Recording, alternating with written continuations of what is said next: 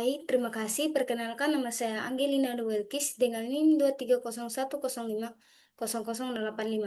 Nah, pada kesempatan kali ini saya ingin mempresentasikan proposal saya dengan judul penelitian pengembangan modul pembelajaran fisika berbasis problem based learning atau PBL pada materi gelombang bunyi di SMA kelas 11 IPA 1. Yang pertama yaitu latar belakang, di mana secara ideal pembelajaran fisika seharusnya menekankan pada pemahaman konsep-konsep ilmiah melalui kegiatan yang menantang dan melibatkan siswa secara aktif.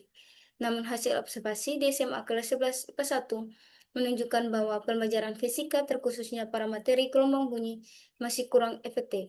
Sebanyak 54,78% siswa menganggap materi ini sulit dipahami. Nah, dalam kondisi tersebut menunjukkan bahwa adanya kesenjangan antara pembelajaran fisika yang ideal, aktif, kontekstual, dan melatih keterampilan abad 21 dengan kenyataan di kelas yang masih pasif dan berpusat pada guru.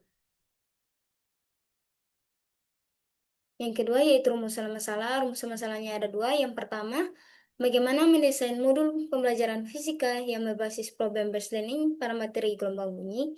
Yang kedua, bagaimana kelayakan modul pembelajaran fisika yang berbasis problem based learning pada materi gelombang bunyi. Yang ketiga adalah tujuan penelitian. Tujuannya ada dua. Yang pertama, mendesain modul pembelajaran fisika yang berbasis problem based learning pada materi gelombang bunyi. Yang kedua, menilai kelayakan modul pembelajaran fisika yang berbasis problem based learning pada materi gelombang bunyi. Yang keempat yaitu adalah manfaat penelitian. Manfaatnya ada dua. Yang pertama, manfaat teoritis, di mana penelitian ini bermanfaat untuk memperkaya kajian ilmiah di bidang pendidikan fisika, khususnya dalam pengembangan bahan ajar berbasis problem based learning. Yang kedua yaitu manfaat praktis. Yang pertama yaitu bagi siswa, di mana sebagai masukan untuk mengevaluasi diri sendiri dan mendapatkan kesempatan untuk berkembangnya atau meningkatkannya kemampuan peserta didik. Modul fisika berbasis PBL dapat mempermudah belajar memahami suatu teori dengan cara menemukan suatu pembuktian teori. Yang kedua yaitu bagi guru, di mana sebagai bahan pertimbangan dalam mengelola dan merancang proses belajar mengajar, modul fisika berbasis PBL dapat mempermudah dalam menyampaikan materi dan meningkatkan minat belajar fisika terhadap peserta didik. Yang ketiga itu bagi sekolah, di mana modul PBL ini dapat menjadi referensi baru untuk pembelajaran di sekolah. Yang berikut yaitu adalah hakikat pembelajaran fisika di SMA, di mana secara ideal pembelajaran fisika seharusnya aktif, kontekstual, dan mendorong rasa ingin tahu, serta kemampuan berpikir kritis. Namun kenyataannya pembelajaran masih berpusat pada guru dan bersifat teoritis, sehingga siswa kesulitan memahami konsep. Kesenjangan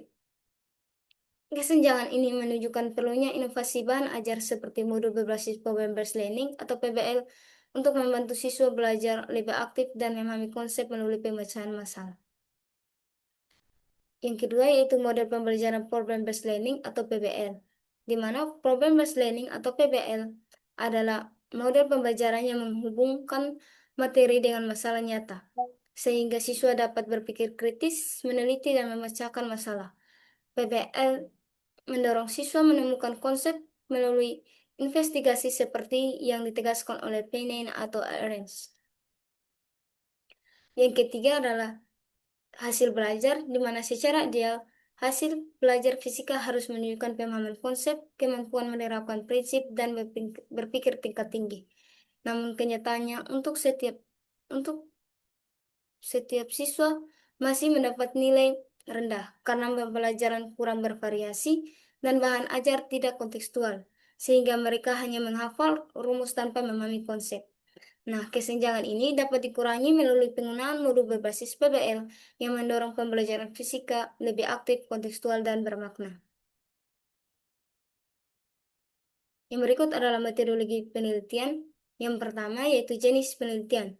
Nah, penelitian ini merupakan penelitian pengembangan atau Research and Development atau R&D dengan model AD yang terdiri dari 5 tahapan utama, yaitu analisis, perancangan, pengembangan, implementasi, dan juga evaluasi.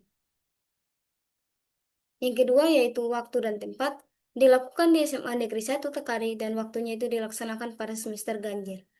Nah, subjek penelitiannya itu para siswa-siswi SMA Negeri 1 Takari terkhususnya kelas 11 IPA 1 pada tahun ajaran 2025-2026. Nah, instrumen yang berikut adalah instrumen penelitian. Instrumen yang digunakan yaitu yang pertama lembar validasi media, yang kedua adalah lembar validasi materi, yang ketiga angket respon siswa, dan yang keempat adalah tes hasil belajar atau pretest dan posttest. Nah, yang terakhir adalah analisis data. Nah, analisis yang digunakan yaitu adalah analisis validasi ahli dan juga analisis respon siswa.